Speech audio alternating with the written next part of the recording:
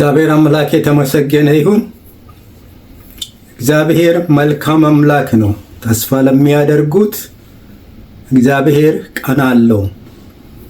የእግዚአብሔር ቀን ለሚታመኑበት፣ ተስፋ ለሚያደርጉት፣ ለሚያከብሩት የእግዚአብሔር ቀን መልካም ናት። እግዚአብሔር አምላክ የተመሰገነ ይሁን። ዛሬ ደግሞ የእግዚአብሔርን ቃል አብረን እንካፈላለን። ዛሬ የመልእክቴ ርዕስ ለእናንተ የጽድቅ ፀሐይ ትወጣላችኋለች ብሎ እግዚአብሔር የተስፋ ቃል ተስፋ ለሚያደርጉት የተስፋ ቃልን የሰጠው ስፍራ ነው። በሚልክያስ 4 ቁጥር 2 ላይ የእግዚአብሔር ቃል እንዲህ ብሎ ይናገራል። ነገር ግን ስሜን ለምትፈሩት ለእናንተ የጽድቅ ፀሐይ ትወጣላችኋለች፣ ፈውሱም በክንፎቿ ውስጥ ይሆናል ይላል እግዚአብሔር። እናንተ የምትጠብቁት በመከራ ብታልፉም በችግር ሁኔታ በጽድቅ በእግዚአብሔር ፊት እንዳትመላለሱ እንቅፋት የሆነው ጨለማ የሆነባቸው ነገር ሁሉ ላይ እግዚአብሔር ፀሐይን ያወጣል፣ የጽድቅን ፀሐይ ያወጣላችኋል ብሎ ይናገራል። ስለዚህ እናንተም ትወጣላችሁ፣ እንደ ሰባ እምቦሳ ትፈነጫላችሁ ብሎ ይናገራል። መቼ? የጽድቅ ፀሐይ በወጣችላቸው ጊዜ፣ እግዚአብሔር ጨለማቸውን ባስወገደላቸው ጊዜ፣ በልባቸው ወይም በሕይወታቸው የጽድቅ ፀሐይ ባበራላቸው ጊዜ በደስታ ብዛት የተነሳ እንደ ሰባ አንበሳ ትዘላላችሁ፣ ትፈነጫላችሁ ብሎ እግዚአብሔር ይናገራል። እግዚአብሔር አምላክ የተመሰገነ ይሁን። በደስታ ሐዘንን በደስታ የሚተካ በሐዘን ፋንታ ደስታን የሚሰጥ እግዚአብሔር መልካም ነው። እግዚአብሔር አምላክ የተመሰገነ። ይህንን አምላክ ነው የቀመስነው፣ የተረዳነው፣ የተደረገልንን እንናገራለን፣ ለእኛም ሆኖልን አይተናልና። ስለዚህ እንደ ጨለማ አይቀርም ይላል። አንድ ቀን እግዚአብሔር በራሱ ጊዜ ላይ የጽድቅ ፀሐይን ያወጣላቸዋል ወይም ያበራላቸዋል ብሎ እግዚአብሔር ይናገራል። የተስፋውን ቃል ይሰጣቸዋል። አዎ እግዚአብሔር ቀን አለው፣ ለሁሉም ጊዜ አለው፣ ለሁሉም ቀን አለው። የእግዚአብሔር ቀን ከሰው ቀን የተለየ ነው። እግዚአብሔር አምላክ የተመሰገነው። በችግር ውስጥ ላሉት እግዚአብሔር ቀን አለው። በሕመም የታመሙት ቢኖሩ እግዚአብሔር ቀን አለው የሚፈውስበት። በጭንቀት ውስጥ ላላችሁ እግዚአብሔር ቀን አለው ደስታን የሚሰጣችሁ። እንደ ሰባ አንበሳ የሚያስፈነጫችሁ ጊዜ እግዚአብሔር ቀን አለው። እግዚአብሔር ቀን ተስፋ ለሚያደርጉት መልካም ናት። እግዚአብሔር አምላክ የተመሰገነ ይሁን። ለማን ነው ይሄ ሁሉ የሚደረገው? የሚያደርገው እግዚአብሔር። ነገር ግን ስሜን ለምትፈሩት ነው፣ ተስፋ ለምታደርጉት፣ በእኔ ለምትታመኑት፣ ለሚያምኑት እግዚአብሔር የዘላለምን ብርሃን ወይም የሕይወት ብርሃን ይሰጣቸዋል። የዘላለምን ሕይወት ይሰጣቸዋል። የጽድቅን ብርሃን በልባቸው ላይ ያበራል።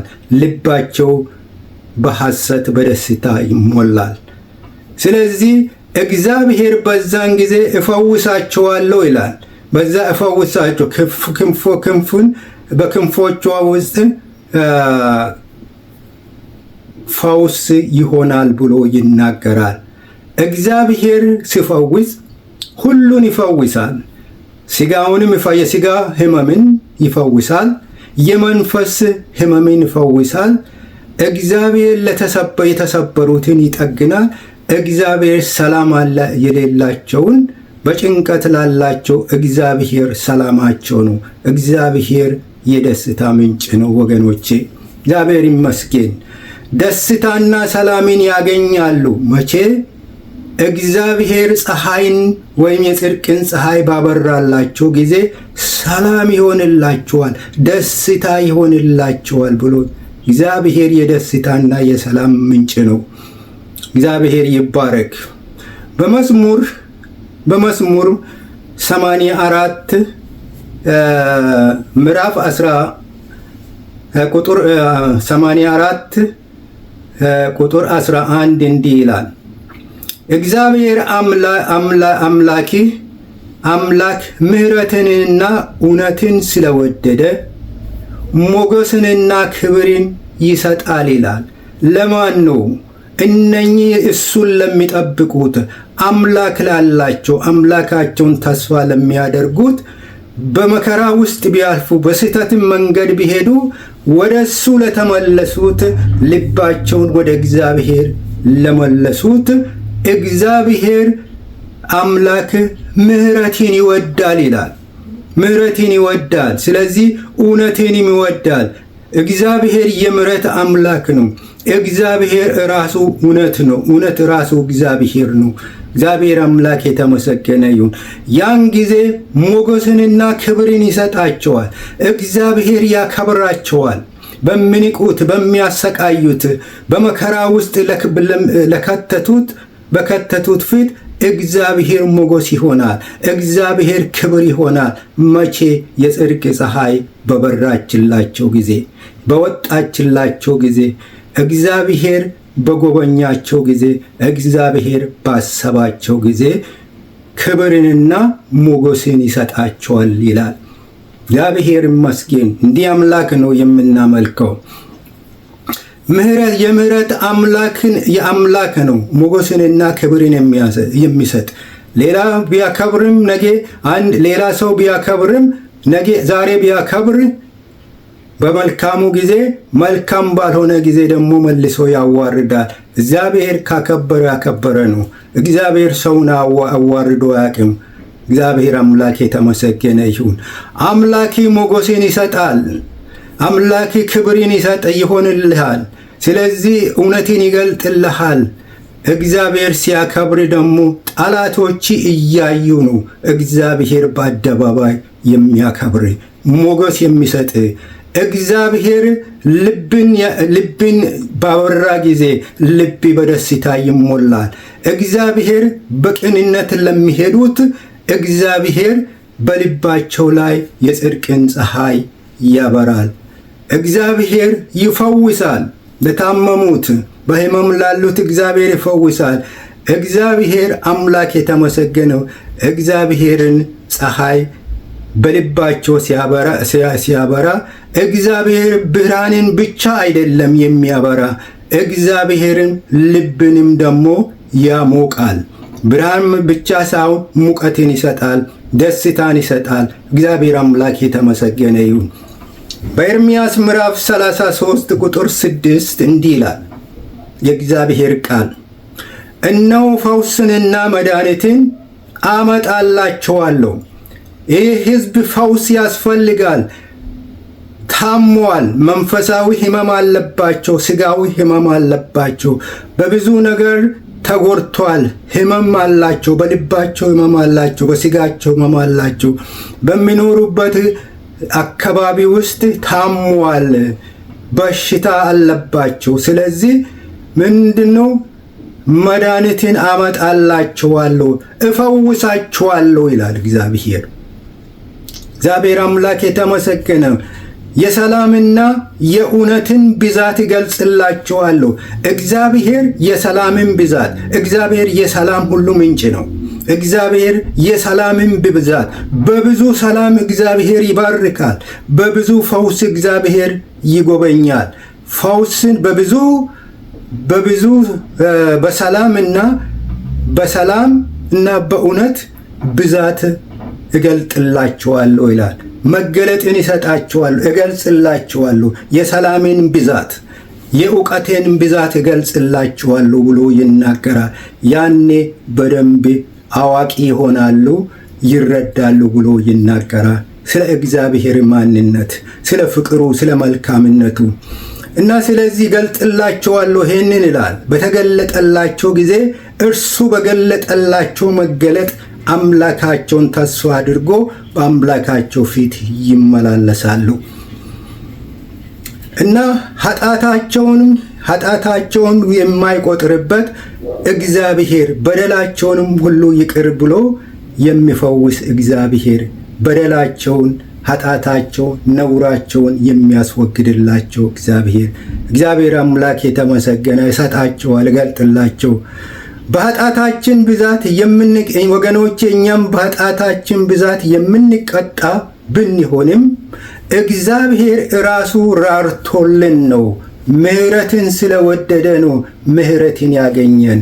ምህረትን አግኝተን ምህረትን እንናገራለን። ምክንያቱም የቀመስነው ወይም የተረዳነው የተደረገልንን እንናገራለንና። ስለዚህ የማዳንን ተስፋ አድናቸዋለሁ ብሎ የማዳንን ተስፋ ሰጠን። ንስሐ ብንገብተን ወደ እርሱ ብንመለስ ይህንን አምላክ ሁሉ በሁሉ የሚሆነውን አምላክ ተስፋ ብናደርግ በእርግጥ እግዚአብሔር እንደተናገረው በእርግጥ እንፈወሳለን። እግዚአብሔር ራሱ መድኃኒት ነው። እግዚአብሔር የሰላምና የእውነት አምላክ ነው። እርሱም ክርስቶስ ራሱ ነው። ስለዚህ እግዚአብሔር ሲፈውስ ያለ ጠባሳ ይፈውሳል፣ እንዲሁ ይፈውሳል። እግዚአብሔር ይባረክ እና በኢሳይያስ 30 ቁጥር 26 እንዲህ ይላል፣ እግዚአብሔር የሕዝብን ስብራት በጠገነ ጊዜ መቅሰፍትም ያቆሰለውንም በፈወሰ ዕለት ጨረቃ ብርሃንን እንደ ፀሐይ ብርሃን ትሰጣለች፣ እንዲሁም ፀሐይ ደግሞ እንደ 7 ቀን 7 እጥፍ ይሆናል ይላል። እግዚአብሔር ብዙ መብራትን ያበራላቸዋል። ብዙ መገለጦችን፣ ብዙ መረዳትን በልባቸው እግዚአብሔር ያበራላቸዋል ብሎ ይናገራል። እግዚአብሔር አምላክ የተመሰገነ ይሁን። ባለብዙ ምሕረት፣ ባለብዙ ብርሃንን የሚጨምር በሕይወታችን መረዳትንና መገለጥን የሚሰጥ እግዚአብሔር። ስለዚህ እግዚአብሔር በብዙ በረከት ይባርካቸዋለሁ ይላል እግዚአብሔር። እግዚአብሔር ሰባራውን ይጠግናል። እግዚአብሔር ሰባራውን ይጠግናል። የቆሰለውን እግዚአብሔር ይፈውሳል። ለደከመው እግዚአብሔር ብርታትን ይሰጣል። እግዚአብሔር አምላክ የተመሰገነ ይሁን። የእግዚአብሔር ጸጋና ክብርን ይሰጣችኋል ወይም ይጨምርላችኋል ብሎ ይናገራል።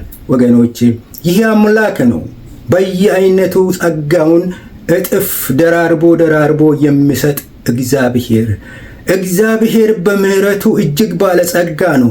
ባለብዙ ምህረት ነው። ጸጋው የማያልቅበት፣ ስጦታ የማያልቅበት ለሚታመኑበት ያዘጋጀው እግዚአብሔር የታመኑትና በፊቱ በቅንነት ለሚሄዱ ይህ ሁሉ እግዚአብሔር ያደርግላቸዋል፣ ያበራላቸዋል። ብርሃኑም እጥፍ ይሆናል በሕይወታቸው። በልባቸው የበራ ብርሃን፣ የሕይወት ብርሃን በልባቸው የልቦቻቸው አይኖች ከበሩ፣ በልባቸው ይሄ ብርሃን የጽድቅ ብርሃን ከበራ ጨለማውን ይገልጣል። ስለዚህ ነውረኛ የሆነው ነገር ይሄንን ብርሃን ማየት አይችልም። ኑሮአቸውም የብርሃን ነው።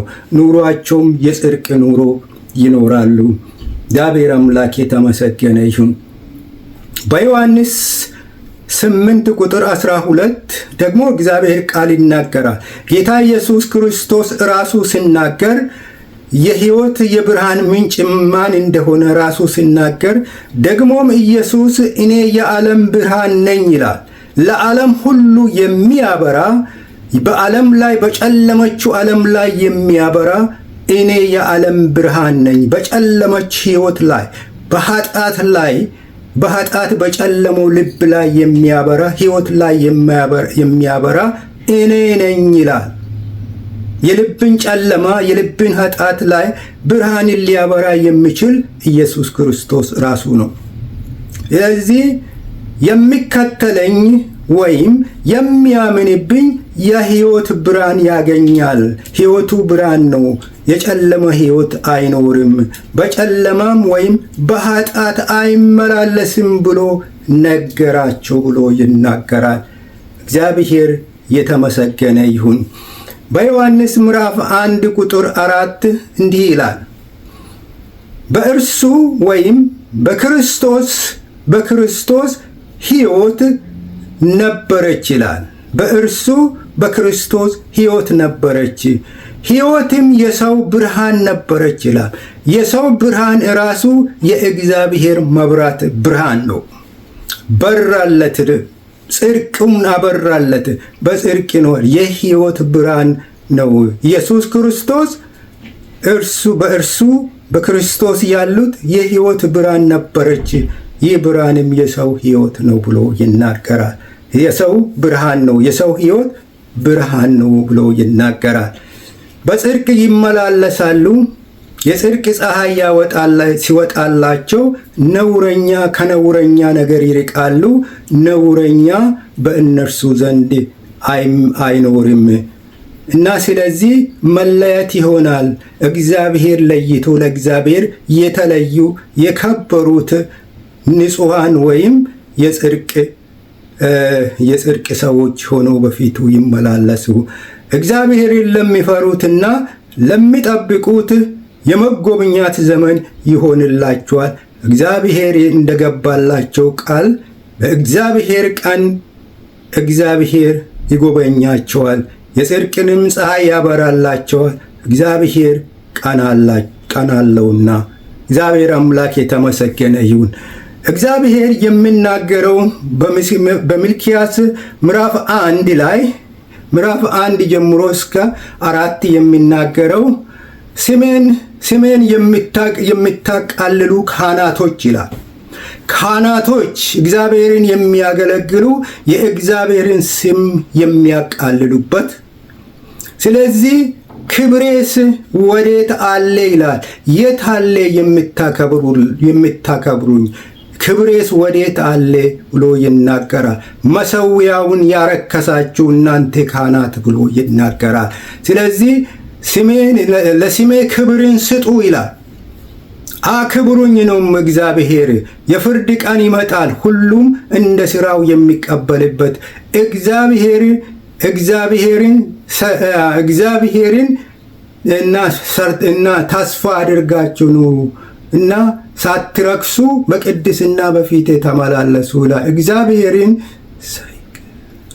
እግዚአብሔርን አምላክ የተመሰገነው። ትዕቢተኛ እግዚአብሔር የሚቀጣበት ቀን ይመጣል። ስለዚህ እግዚአብሔርን ተስፋ ለሚያደርጉት የቅጣት ሳይሆን የጽድቅ ፀሐይ የሚያበራለት ቀን ይሆናል። እግዚአብሔር አምላክ የተመሰገነውን። እግዚአብሔር ቀን አለ።